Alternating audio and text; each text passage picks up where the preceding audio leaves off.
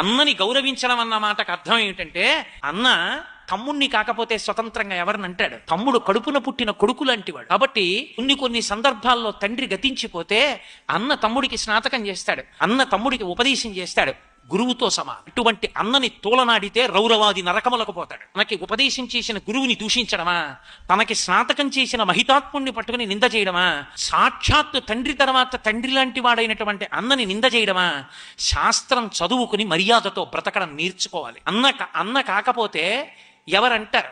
అన్న నిజంగా ఒత్తిడిలో ఉన్నాడు, ఏదో చికాకులో ఉన్నాడు, తను తొందరగా అనగలిగిన వాడు తమ్ముడు ఒక్కడే. ఏమిట్రా బుద్ధి లేకుండా పని, సంతోషపడిపోవాలి, నన్ను అనేవాడు ఎవరున్నాడండి అని. నచ్చ చెప్పిన నాళ్ళు, బతిమాలిన నాళ్ళు, బామాలిన నాళ్ళు, మంచి చేసిన నాళ్ళు అన్నగారు ఒక మాట అన్నాడు అనుకోండి, ఎందుకు అన్నగారు ఆ మాట అన్నాడని విచారణ చెయ్యడు తమ్ముడు. అన్నగారిది తప్పని నిర్ధారించి తీర్పు చెప్పి అన్నకి దూరంగా బతకడానికి ఇష్టపడతాడు. తనకన్నా ముందు పుట్టిన